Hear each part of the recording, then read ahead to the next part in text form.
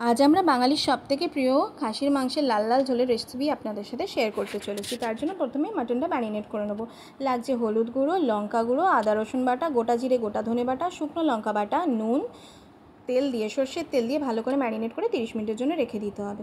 তারপরে কড়ার মধ্যে তেল দিয়ে আলুগুলো ভালো করে ভেজে নিতে হবে একটু হলুদ গুঁড়ো আর নুন দিয়ে। তারপরে আমি পেঁয়াজ কুচি অ্যাড করব, তার মধ্যে একটু চিনি দেবো, দিয়ে তারপরে আমি দিয়ে দেবো আদা রসুনের পেস্ট, তারপরে দিয়ে দেবো পেঁয়াজ বাটা, দিয়ে ভালো করে নেড়ে চেড়ে নিয়ে তার মধ্যে দেবো হলুদ গুঁড়ো, দেবো আমি লঙ্কা গুঁড়ো, দেবো গোটা জিরে গোটা ধনে বাটা, দিয়ে তারপরে আমি একটু জল দিয়ে নাড়তে থাকবো। তারপর দিয়ে দেবো আমি টমেটো কুচি, দেওয়ার পরে আমি নুনটা অ্যাড করে দেবো, তাহলে টমেটোটা তাড়াতাড়ি নরম হয়ে যাবে। তারপরে আমি দিয়ে দেবো ম্যারিনেট করা মাটনটা, ভালো করে মাটনটা চাপা দিয়ে দিয়ে অন্তত 10-15 মিনিটের জন্য কষে নিতে হবে। তারপরে আমি দিয়ে দেবো আলুগুলো, ভাজা আলুগুলো দিয়ে ভালো করে নেড়ে তার মধ্যে গরম জল দিয়ে নেবো।